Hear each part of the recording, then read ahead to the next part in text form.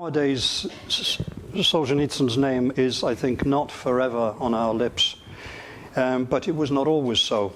In 1962, just to remind you, his debut with this story, One Day in the Life of Ivan Denisovich, brought him very considerable instant fame at home and abroad, and Western interest in him continued throughout that decade of the 1960s, even as he was slipping into political disgrace in the Soviet Union. His exile eventually to the West in 1974 triggered an explosion of curiosity about him in Europe and America. As he entered his second decade of exile in America, that response would fade, only to be dramatically revived in his homeland when Solzhenitsyn returned there following the collapse of the Soviet Union in 1991. This furore, as is the way of these things, also expended itself in due course, and Solzhenitsyn crossed into the 21st century as a kind of unruly, uncontroversial classic. He kept his vow never to leave Russia again and died there a decade ago in 2008. Before he did so, he had generated more fame, antagonism, perhaps notoriety, in more countries and across more decades than most public figures manage in a busy lifetime, to say absolutely nothing of mere writers. The idea of marking the centenary of Solzhenitsyn's birth here at the Tellurian arose from a visit by one of his sons, Stepan, earlier this year.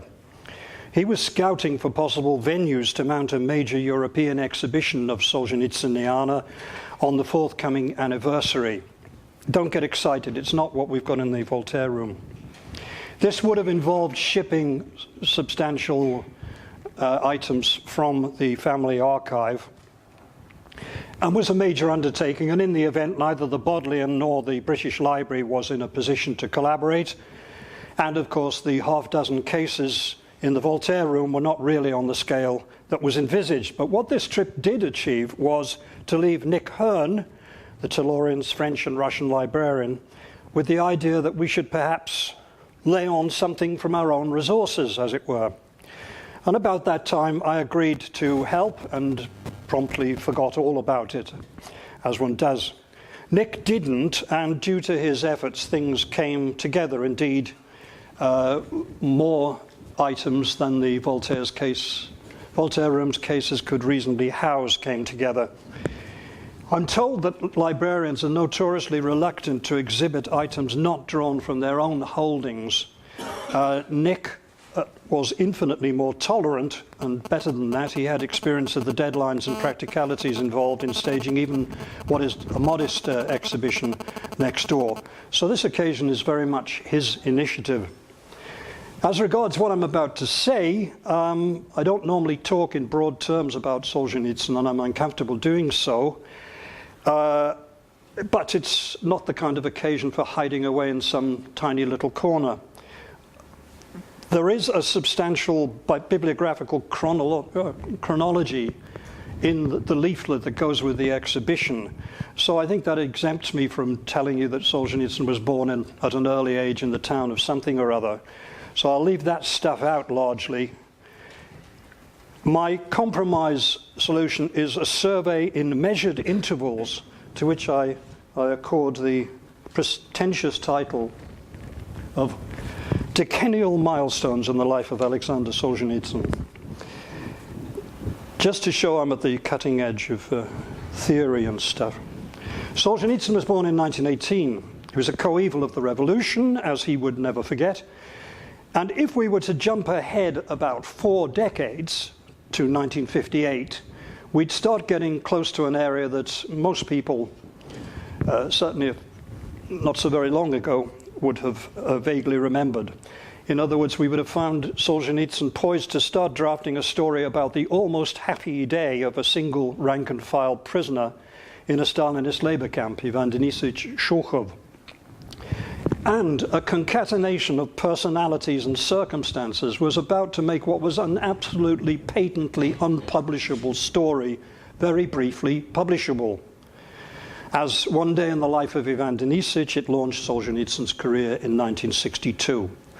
But the fact that we heard about him and read a version of him as a result of these sensational events in the late 50s and early 60s doesn't explain the origins, or in some respects the nature of the story of Ivan Denisovich's day. These lie, as all good origins really ought to lie, quite a long way further back.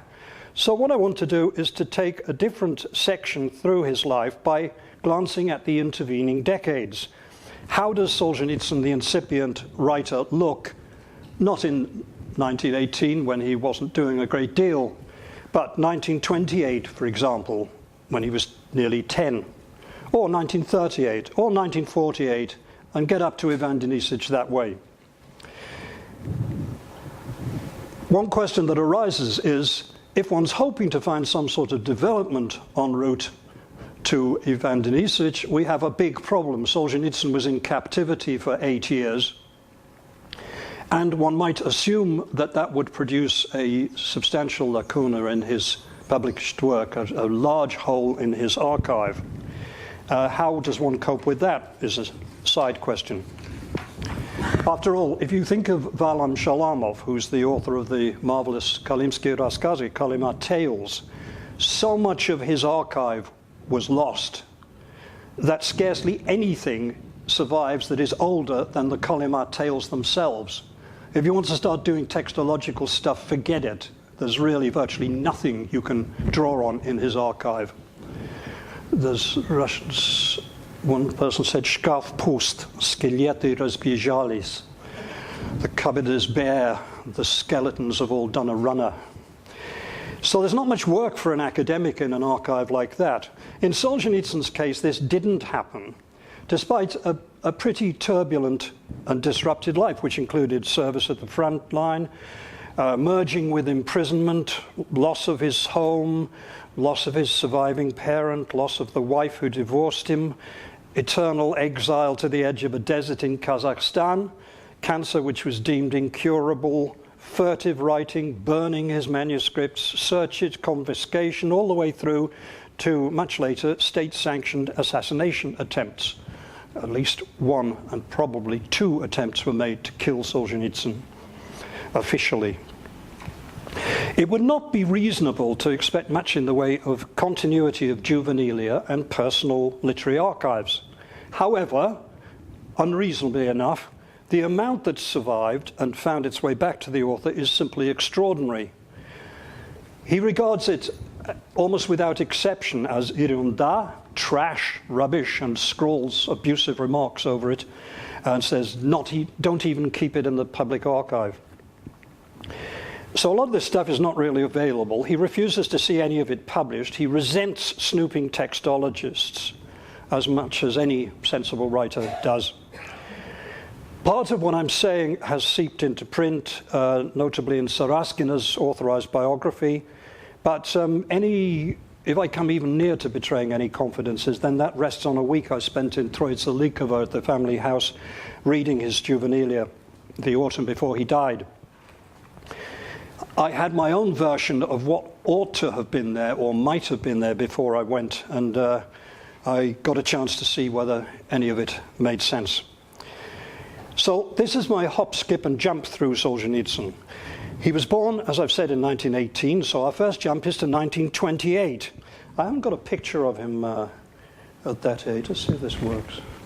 I haven't got an actual picture of him, but that second picture should say 1933. Something's happened to it. I've got two pictures, and if you are good at math and have a good visual imagination, then if you subtract the left-hand picture from the right-hand picture and divide by 2, you'll get an idea what he might have looked like in 1928. However, this first leap in the time machine augurs ill for my chosen approach, because we're going to find virtually nothing in 1928 except a bright child and voracious reader. But I propose here to, I hope this isn't going to be too sophisticated for you, but I propose to move to the principle of the long decennial interval.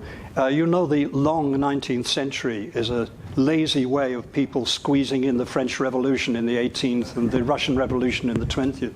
So my years are a little bit on the long side. And if we use the long 1928, we can inch into 1929, and then it gets interesting for this first posting. The first thing is that summer, the 10-year-old Solzhenitsyn reads Tolstoy's War and Peace for the first time, and it becomes one of his favorite books. Well, there's nothing much about that. I'm sure we all got through War and Peace a couple of times at the age of 10. But the other thing is that he started writing. And now, writing at this stage was the kind of thing that I think everyone did. Do you know that business when you decide you're going to write a magazine or a comic or a journal or something or other like that, and just on some wet Sunday, and you write the crossword puzzles and the cartoons and the headlines and the stories and all that stuff, and you format the whole thing in a scruffy print run of one, and then you look around and see if you can find anyone with a high enough boredom threshold to actually even read it. I'm not certain, because I have little memory of childhood, but I'm pretty sure I probably did that, although I doubt I finished it, and I'm quite sure I never went back and did it again. But it's not a unique activity. What is slightly unusual, though, is that Solzhenitsyn not only finished the first issue of the journal, which he called, modestly, 20. Век, the 20th century, but he went on to publish in this way 16 other issues of it. Let's see if we can... There's the first issue of it, and here's the second. Slightly more scruffy, but still working hard at it, colour and everything. So 16 issues of that. That should have got it out of his system. But no, what he did was to move to a successor journal, which was equally modestly entitled Literaturная газета, Literary Gazette. In both publications, he was, of course, the illustrator and the sole contributor and the stern editor-in-chief. And on one slightly schizophrenic occasion, Solzhenitsyn, the editor, reproves Sanya Solzhenitsyn, his feckless contributor of pirate stories, and he urges him to fulfill his current obligations before submitting new stories. So his editorial persona is reproving this bohemian and unreliable contributor who also occupies some of the same physical space as the editor. Now, this clearly was a game, but it was a game with a certain amount of seriousness to it, and a great deal of energy was put into it.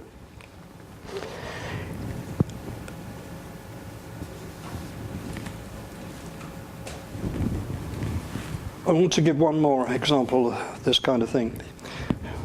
In this illustration, though, this is several of his pirate stories mainly, and adventure and sci-fi stories. And you can see that the reconstructed dates are all around 1928-29, so we're quite near the beginnings of his collected works, as it were. And if you look at the right-hand side, you'll see a story which is called Land of Pyramids, which describes itself as science fiction one, but he brings in his favorite pirate crew and has them fighting Egyptian priests of some sort, so I'm not quite sure what the sci-fi bit of it is. Anyway, the interesting thing is that it's written on stationery from the office of Melstroi, which is the firm that his mother was working as a secretary in at that time. There was a paper shortage.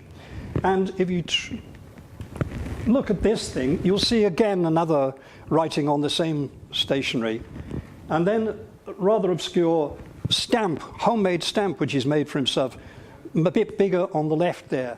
So Solzhenitsyn at this stage was a pisatel, he was a writer,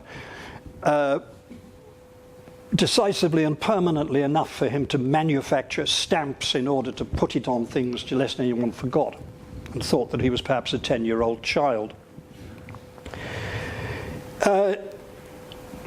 If we leave this harmless but rather industrious beginning and leap across to 1938, we pass through a lot of his adolescence and a wealth of experiments in verse and prose. And one strand that it's rather a shame to leave out, but I mention it just in passing, is the male adolescent Byronic, Lermontovian, masochistic romanticism of his early adolescence, which bumps into the newfound ideological certainties of the young pioneer and passionate Leninist ethic, and re-emerges as full-blown revolutionary romanticism, and Solzhenitsyn's admiration in his teens for Boris Lavrinyov, who was the doyen of Soviet revolutionary romanticism, was boundless.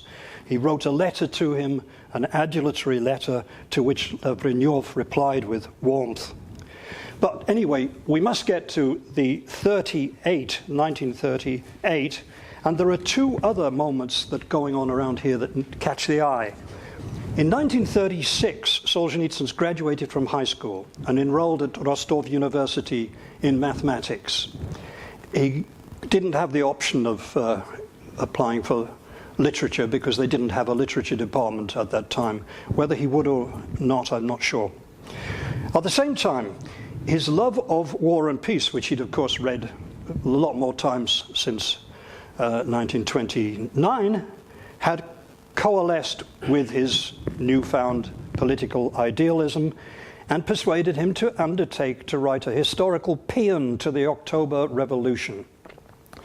Now, typically, this didn't just remain a vague aspiration, but it sent him to the libraries, researching his starting point for this epic, even drafting chapters relating to the Russian defeat in World War I in August 1914, and they survive and are in the family archive along with all this other stuff. 30 years later, he would give himself up to completing this project, which had, of course, changed in its political sympathies almost beyond recognition. By 1968, he was much more inclined to demonize Lenin than glorify him, and the October Revolution itself had become incidental in his thinking to the February Revolution.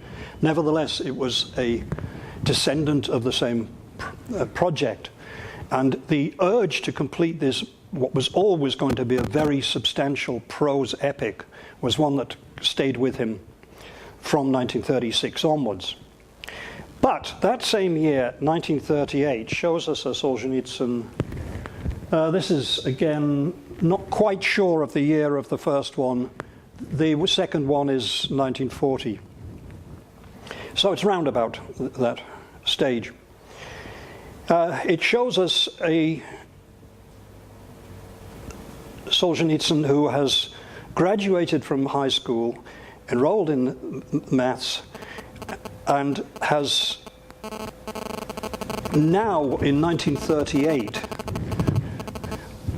having declared his enormous consuming interest in a vast prose project, he turns to verse with an intensity which has not been present in his works hitherto. He's written a lot of poetry in the 30s of one sort or another, but here now he suddenly does something different. He experiments again with typical obsessive energy and vigor and enthusiasm in long narrative verse. And the first time I held examples of these in my hand, I was quite startled. There's a couple of examples of things. This is a notebook which contains the text of a romantic poema, a long poem, dedicated to the French mathematician and radical Évariste Galois, who at a grotesquely early age found himself scribbling down his last theorems before going out to die in a duel which may or may not have been engineered to do away with him. Solzhenitsyn, who was a young mathematician and a passionate revolutionary who had lost his father before his birth and was convinced he himself was destined to die young, celebrates in some 250 lines the heroic life of the doomed young hero, which is quite interesting. But the second example is much more so. That's the poem, a little bit of it. This is the interesting one. You'll see it's a Pushkin anniversary exercise book. They're very useful in the 20th century for dating odds and ends of Russian writers. At least you know it can't be earlier than 37. But, in fact, this was 1938 when he used this book and continued to work on the poem there for the next couple of years. You can see here 2 title pages. The work is called A Story in the Dark. No, it isn't. That's crossed out. Then it's called The French Girl, and that's crossed out. And then it's called another one. Sometimes he uses l'hirondelle. Sometimes normally he goes for Lastechka. In other words, he's talking about a swallow, and this is to do with the name of a hero. But if you look at this thing, you'll see this is a raskaz, a story in 13 chapters. This was conceived as a long poem. And if you look here, you can see he's got titles, and he's underway with 5 of them, and he's got titles for another 3 or 4 of those things, and the plan for the complete thing. You'll also see on the right hand, at the beginnings of something which he did, he knew he wasn't that much of a poet, but he desperately wanted to improve. And he also knew that he fell prey to lazy rhymes, verbal endings, and things like that, which were unimpressive. So he started counting them as he went along to try and see whether he could keep them within a reasonable percentage. I haven't time to pick over the details of this, but unlike the romantic set piece glorifying the gallant radical mathematician, this project is actually quite ambitious. It's structurally complex. It uses multiple nesting narratives. It turns on an encounter in the outer frame between 2 childhood friends, one of whom's now the NKVD investigator, and the other is the accused in a case which is gradually unfurled. The central action in flashbacks is set on an ocean-going ship and various exotic ports of call. It involves a love triangle, a shooting, various other misadventures, as well as this overarching clash of friends gradually turned foes. You can see first chapter on this one here is Druzya. The last chapter is Vragi. And that frames the episode. He wrote prose versions of some of it. There's a prose start there and there's a verse start. He also wrote whole books full of character descriptions in prose, just psychological sketches of the characters he was trying to bring to life. In other words, he approached the exercise perhaps a little mechanically, but with the utmost seriousness and with a great deal of energy. He even went to the library and brought out nearly a dozen books on ocean-going liners and the various ports of call that he was using in this story. So he did his homework. I asked him about this thing because I had no idea that this is a very substantial fragment, but it is no more than a fragment. But it's a lot of concept of a narrative prose work. And I'd never heard anything about it, or even of the Évariste Galois. This is way before he's arrested. And he at first didn't remember. He was quite old and he was very preoccupied with doing proofreading on his collected works in the time that was remaining to him. But he did actually start paying attention and did recollect it, in fact, in some detail. And I asked him, for instance, was this a debt to Boris Lavrinyov? Was this, because he was ports and coasts and ships are a great part of the Romanticism of Boris Lavrinyov. And he said that, no, it was not actually the sea. He said at the time, this is the turn of the 30s and 40s, what I was actually interested in was Zagranicy, abroad in general, the life outside the Soviet Union, and the NKVD. I didn't pursue that one too much, but I think it was still pretty much at the detective, the glamorized, gallant Chekist level of enthusiasm. So anyway, there were all sorts of features about this thing that were interesting, and I nearly got permission to write something about it, but that came unstuck. Anyway, what we have here is the launching of a whopping great big prose epic, which will come to fruition, as Jerry said. decades later, but at the same time an intense period of trying to do something in not just stray lyrical and occasional verse, which he'd churned out as many people do, but to actually try and do something serious in narrative prose. So, if you dart from 1938 to 1948, we cross over a boundary that is going to slow down and eventually halt any shift towards prose. And I refer to his arrest in 1945, which was followed by 8 years of imprisonment. Now, the year 1948, when we get to it, sees Solzhenitsyn as a prisoner. That's an example, incidentally, of the text of the Swallow. It's a thing stuck on, and it's a nice, messy thing. Could have been fun. Technical prison, the Marfino Sharashka, where Solzhenitsyn's The First Circle is set. And this is him inside it, in a borrowed suit, for a staged photo.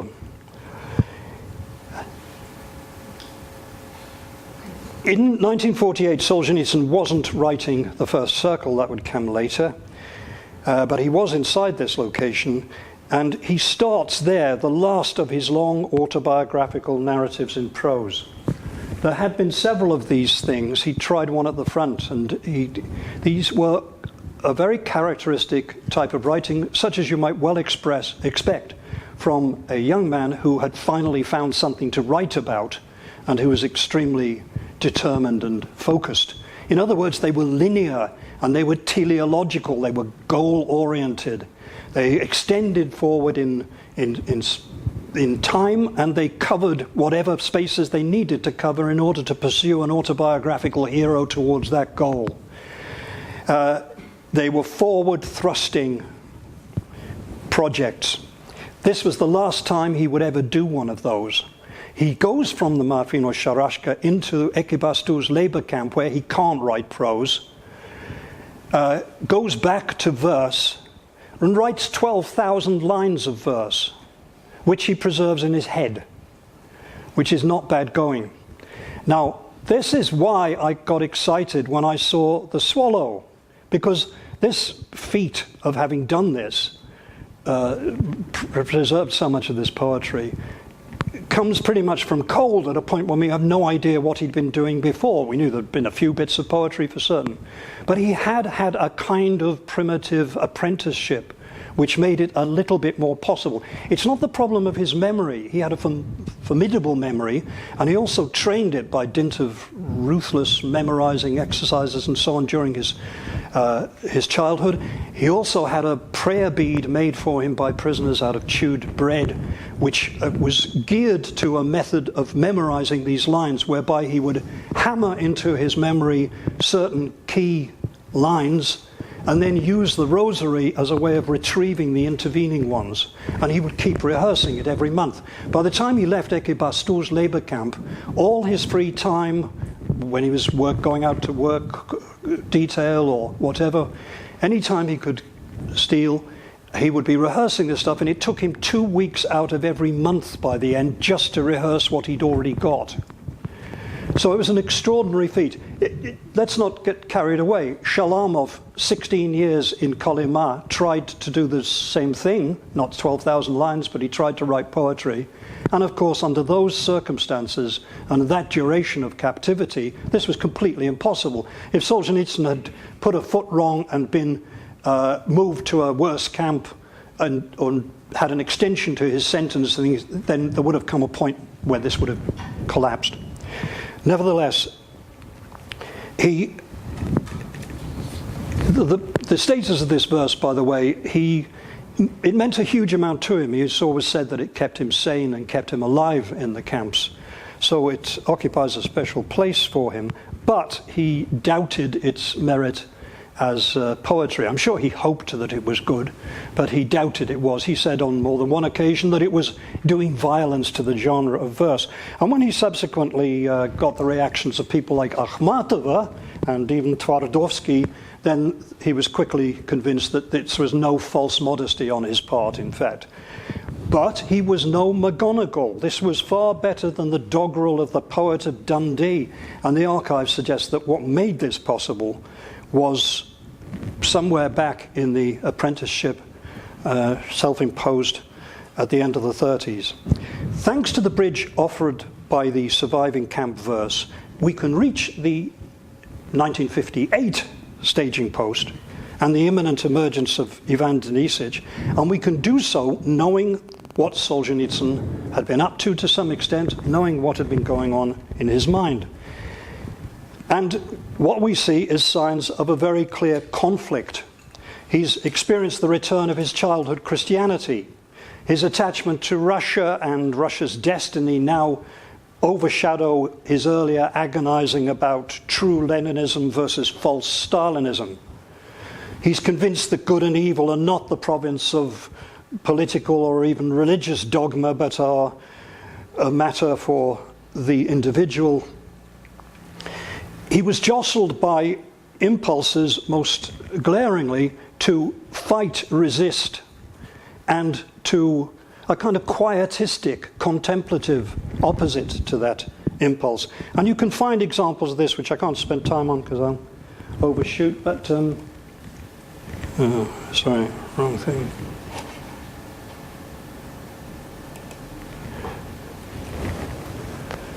Revolutionary Romanticism, 1941. This is just before he's arrested. We shall die, and o'er our bodies the revolution shall arise.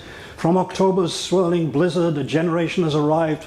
For the world to sing and flourish, we must now lay down our lives. Very common, kind of exultant, adolescent urge to die for the revolution. It wasn't enough to fight for the revolution. It was absolutely compulsory to die for the revolution. Anything else was a cop-out. There was a great deal of this kind of enthusiasm at the time, and he fell completely for that sort of thing. If we look at another example, he says in the middle of this, these are jingle translations, I'm sorry, I'm learning that to curse and yell takes precious little art or skill. That's a very interesting motif. Throughout the poetry you're going to get these things where he says, I wish I was more patient, I mustn't be angry, I must contain, everything's, in der Beschränkung zeigt sich erst der Meister stuff. That motif of suppressing and condensing and holding back is very strongly present in Solzhenitsyn's verse in late 1940s and early 50s, years and years before Ivan Denisovich. And it coexists with religious exaltation. Oh, Russia, the life I was living, I scarcely dare call it my own today. When at last I set foot on your soil, I stand here renewed and reborn, an absolutely Christian one. And what about this one? 1951, the camp uprisings are beginning to take place in Stalin's labor camp system. And he's in Ekibastuz, he runs into that. They didn't have a full-blown uprising, but they did have a mutiny and strikes, and there were reprisals and there was violence. In other camps nearby, there were bodies on the ground from similar sorts of uprising. And he says now, the militant side of his nature, he was, after all, he was in the artillery, but it was a frontline range-finding battery, and he knew a bit about the war. He says, now I feel myself a soldier, cast a mocking glance towards the Czech. Oh God, this is a terrible verse, but never mind. But hold back rage, the hour will strike, I'll seize my rifle, shout hurrah, and join the charge. That's, he just says, Ruski pratyazhny ura, he says. But this is literally taking a gun and shooting the whatnots. There's a motif of actual violent revolt and rebellion, all in the early 50s, while he's in the labor camp, at the same time that he's saying, I've tried my best and it's all come to nothing. I've had it now. I want to go to the Altai and have a cow and live on a farm. I mean, there's a complete range of forms of response to what he's going through. That is going on before Ivan Denisovich. Ivan Denisovich does not start from some kind of tabula rasa with a kind of understated, not too bad a day thing, and then Solzhenitsyn turns into some ranting old prophet in a quarter of an hour. He comes to Ivan Denisovich as one particular literary exercise emerging from a very clear tension between disparate moods and forces. By fluke of memory and preservation, and one whopping great fluke. Do you know what he did? In 1953, when he came out, he, of course, immediately wrote all this poetry down, put it in jam jars, in bottles, buried it in the ground, and breathed a sigh of relief. he wrote a poem in 1953 because a doctor had just told him that he estimated that he had 3 weeks to die. Well, to live, I suppose, but then he'd die. And he went off extremely gloomy to Tashkent. It's not very clear, this thing, and writes a poem in 1953, absolutely dripping with Christian motifs, Russia crucified, raised from the grave, all this kind of stuff. This is 1953. This isn't the Solzhenitsyn of Archipelago, Gulag, some ranting old late convert to orthodoxy or something of that kind. This is while he's in the camps. He did survive this cancer. But the other interesting thing is he never wrote poetry again. Because when he came out of the camps, he wasn't actually interested in writing poetry. The first new things he wrote, apart from a handful of lyrics, short lyrics, including this one, first thing he wrote was a play in prose. All his other plays had been in verse, which he wrote in the camps. The cancer gets in the way of any serious project.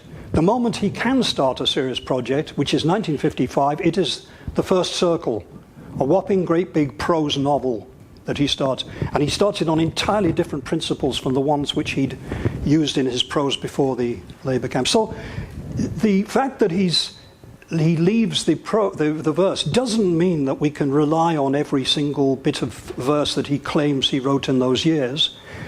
But it heavily reduces the likelihood of tampering, because he can cut these things, he can fail to publish them, he can do that kind of thing very easily.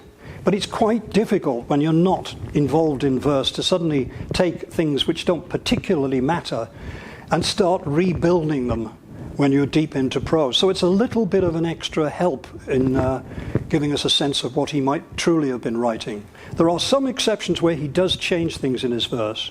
You can catch a few things. But broadly speaking, my money is on these being substantially preserved, not least thanks to the verse form, apart from what he doesn't want to publish.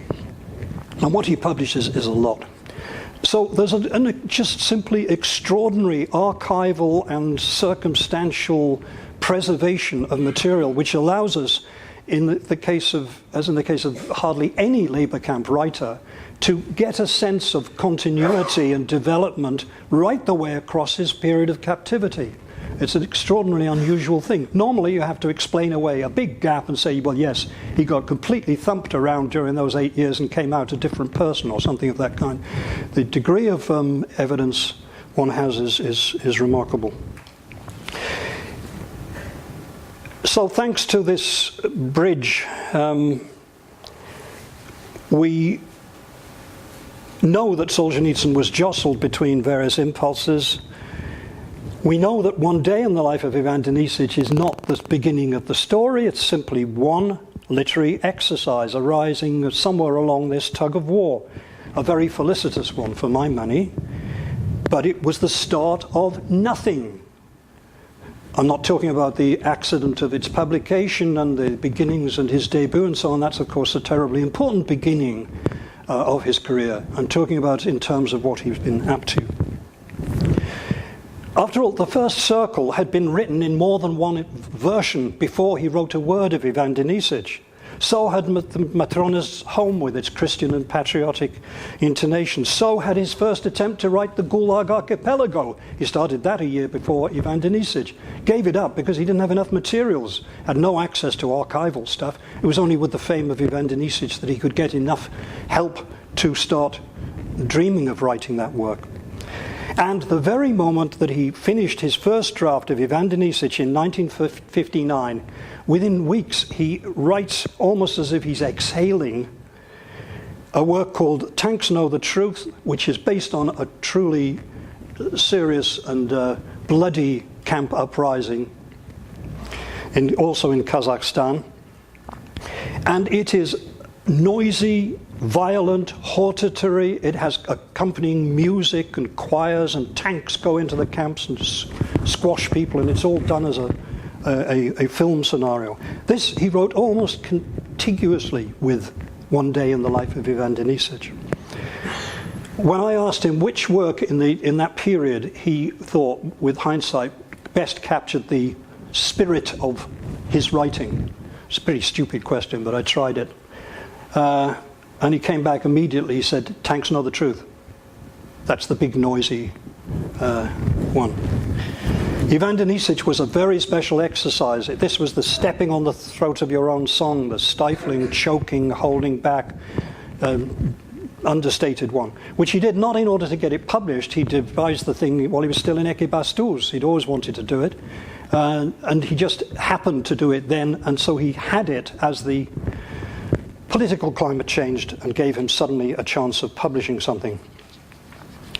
So Solzhenitsyn should not be divided into a starting point with Ivan Denisovich, followed by a development or degeneration into mysticism, nationalism, strident anti-Sovietism of some late Solzhenitsyn.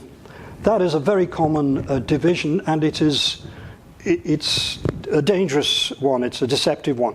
Of course he changed, he aged, he developed, he reacted well or badly to fame, to persecution. His ideological arteries hardened, they must have done.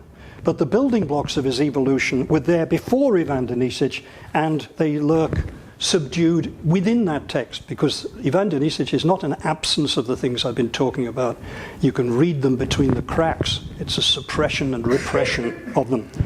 Next decennial leap would bring us through the brief celebrity of Ivan Denisovich. It would put us within sight of the extraordinary 1970s. Now, the late 60s had been pretty exciting. Reprisals against Solzhenitsyn increased. They were met with an unprecedented strategy on his part of counterattacking, using every form of media publicity at his command, from samizdat, self-publishing, through to Western journalism and radio, and the confusion and consternation that this caused, and the amount of Politburo time and paper it took up is recorded, for instance, in this collection of, came out in about 1991, of Politburo documents dealing with the Solzhenitsyn case. It's a selection. And at that time, we'd just had about, in the last 10, 20 years, a series of Novosti press reporters and journalists peddling a very convincing line in the West. They would say, look, okay, you like Solzhenitsyn, we don't particularly, but, fair enough. But please don't start thinking that the leaders of the Soviet Union are lying awake at night worrying about some upstart little writer. I mean, be realistic. Does the American president sort of call Kissinger in and agonize over something that Updike has just written in the New Yorker? And this was very persuasive because, of course, from a Western point of view, it's pretty stupid. You writers don't matter in the sense in which we're talking about. You look at this thing, they absolutely did precisely this. There's meeting after meeting. Andropov's sending report before he's the head of state. They're discussing the Western response. They're discussing how they're going to plant this or that book or pamphlet and all that stuff. They're deeply into the hobby of Solzhenitsyn at the end of the 1960s and beyond.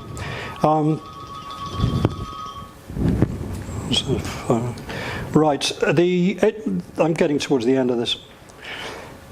So, in 1974, they finally give up efforts to suppress Gulag Archipelago and to shut Solzhenitsyn up, and even a covert assassination attempt failed. Heaven knows, no one knows quite why the ricin didn't work, but they were supposed to have killed him with ricin in Novocherkassk, and one of the local KGB officers who was involved with the home team when the hit squad came in from Moscow eventually spilt the whole beans, and it was published. But anyway, they decided in the end that this had gone on too long and that the bad publicity was worth the chancing. So they arrested him, stripped him of his citizenship, deported him to Germany, and they began an extraordinary decade in his reception, which you're almost all much, much too young to have been active in the 70s, but one or two of you certainly were and may remember that if you were talking about Solzhenitsyn as a household name, it really almost was the case. The list of things that one could put in at this stage, and which I've choked off, is enormous. I'll give you just a few random examples. First of all, the shock of Gulag Archipelago is difficult to imagine at this remove.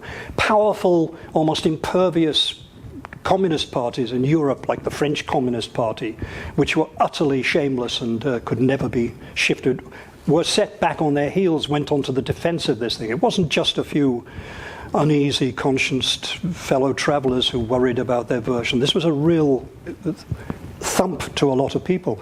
Books and books had come out about the Gulag. This was the one that actually bit and caused a huge shockwave. To the embarrassment of Soviet leaders, one can add something else, because after all, Khrushchev, Brezhnev, Kosygin, Podgorny, Andropov had troubles with Solzhenitsyn, but now we could add the discomfiture of Willy Brandt, because Willy Brandt said, well, if you are going to chuck Solzhenitsyn out, then we'll take him in Germany. So they said, thanks very much, he's on the next plane. He got into a lot of trouble at home. Olaf Palme in Sweden was accused of shilly-shallying over whether he should allow the presentation of the Nobel Prize while Solzhenitsyn was in Russia and allow the ambassador to organize it. And quoting Solzhenitsyn, talking about it, the Prince of Wales quoted him in his speeches at that time. So did Billy Graham to 10,000 people in a football stadium. Margaret Thatcher met him. I think I've got a picture of Margaret Thatcher meeting him somewhere. Oh. Let's see Margaret Thatcher. No. I've lost Margaret Thatcher. That's not a great loss. But she met him, and she even tried to pronounce his name, and that prompted Clive James to observe that she'd evidently never read him and was confusing him with Rumpelstiltskin. In America, the pop group Renaissance devoted a song to him called Mother Russia. He topped a popularity poll in the States with 19.5 of the votes, which was 4 times as much as the President of the United States. The pro and anti-Solzhenitsyn literature was vast, and it's reflected in a small way in the display in the Voltaire Room. And among it, a bizarre collection of novels. You can stick these things on now, which I recommend, each in its way. They all feature thinly disguised versions of Solzhenitsyn. The Harry Turk's blue one there, the commissioned East German novel, Der Gaukler, the mountebank, it has a CIA team ghostwriting those loathsome graphomaniac's works and promoting his dissident fame, and in the end they do away with their own agent when she can no longer stomach the deception and the betrayal of the Russia that has become so dear to her, etc. In The Gates of Hell, which is on there as well, you see it with the picture that looks like a slushy still from Dr. Zhivago. Harrison Salisbury gives a thoroughly positive depiction of the admirable qualities of his embattled hero, who's a recognizable version of Solzhenitsyn in his tribulations and triumphs in his dealings with the Soviet government.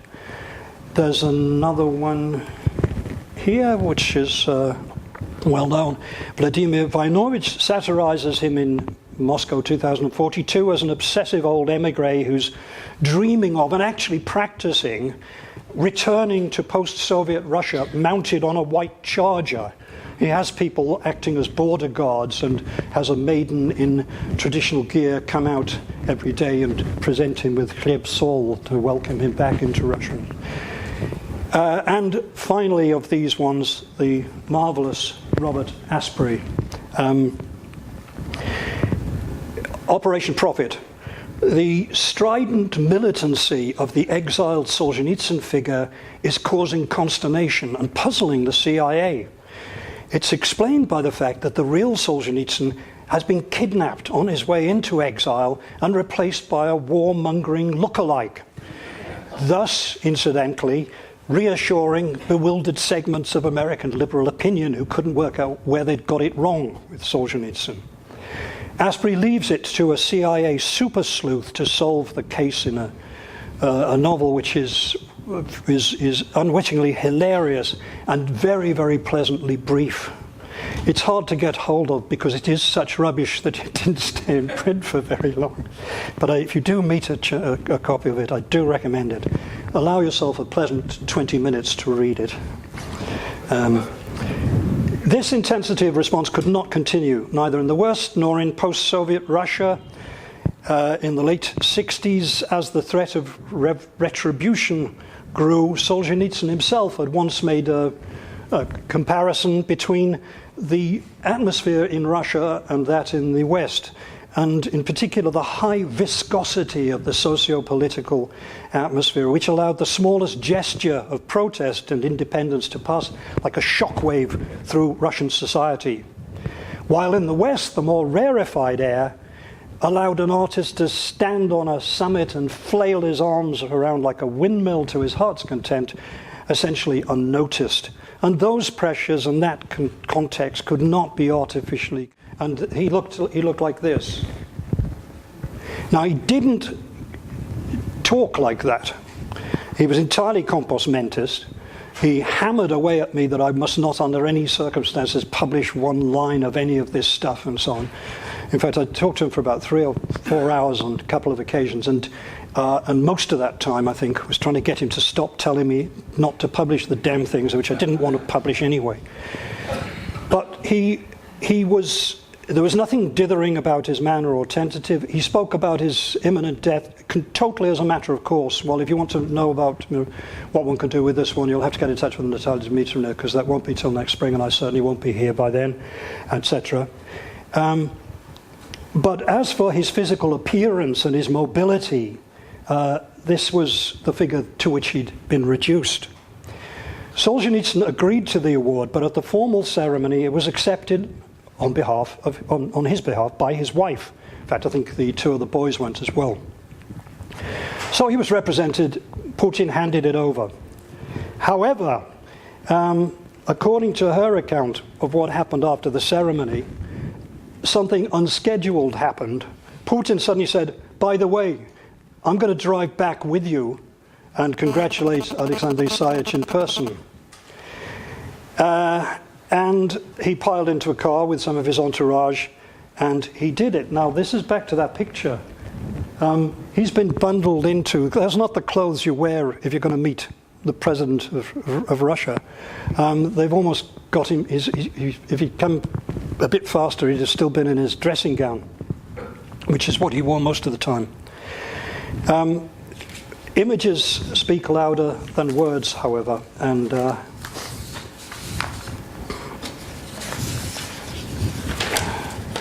that picture caused him an infinite amount of damage.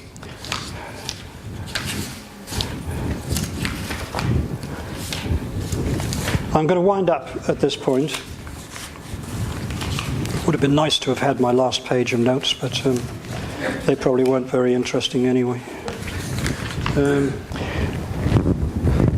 Trouble is, yeah. Yes. Have we got to stop now, Nick? I think so. Okay. Well, let me cauterize. But time, bearing in mind live close. Sure. Right. 2 minutes just to cauterize. Okay. Question: is Solzhenitsyn? I'm supposed to be here because what about Solzhenitsyn's legacy? What about the importance of Solzhenitsyn? What I was going to do here, it doesn't matter, it's useful to trim these things, was give you a couple of reasoned versions and a couple of unreasoned versions. The first one was to show you that Solzhenitsyn has not simply vanished from the face of the earth. Within the last month or two, there's been, for example, a whopping great big 500-page book entitled "A Book Which Deceived the World," and it's about Archipelago Gulag. And it's a series of materials describing this as a lying, mendacious work that damaged Russia remarkably, and it's unmasking and exposing. Now, this is not coming out of the Novosti press campaign or the KGB attack. This is now. This is in Russia. This came out this year, that collection of essays. Almost simultaneously, this very month, they've reissued the English language abridgment of the Gulag Archipelago with a preface by Jordan Foster, is it? The famous, but rather well-known psychologist, philosopher, and a media figure, which makes the claims for the book that are completely contradictory, that this was one of the outstanding books of the century, etc., etc. That kind of argument and things of that sort keep happening and keep going on. So he's not completely defunct or anything of that kind, but of course things have gone very quiet. And the question was, does he have a legacy? And I would have quoted for you Donald Rayfield's attempt at this. And Rayfield likes a lot of things that Solzhenitsyn did, and he doesn't like other things that Solzhenitsyn did.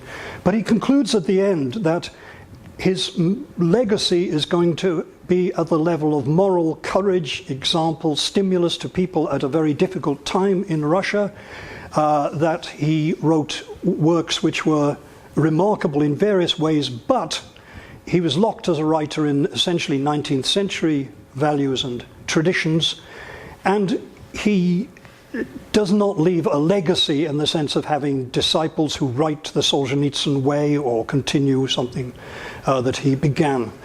One of my favorite quotations is by a person who didn't like Solzhenitsyn very much, but was in ways very fair, and that was Alexander Solzhenitsyn, who on one occasion, having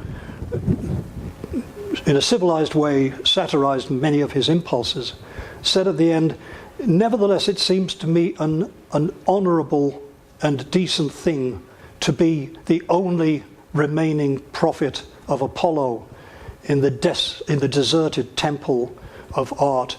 In other words, the postmodern era, which he fought against so fiercely, left him as an isolated and archaic figure in many regards. But there was in the particular struggle which he fought a great deal that was dignified and exemplary, and he packed an enormous amount into one lifetime. Anyway, we put some books out, and if you want to have a look at them, you're very welcome. Thank you for coming.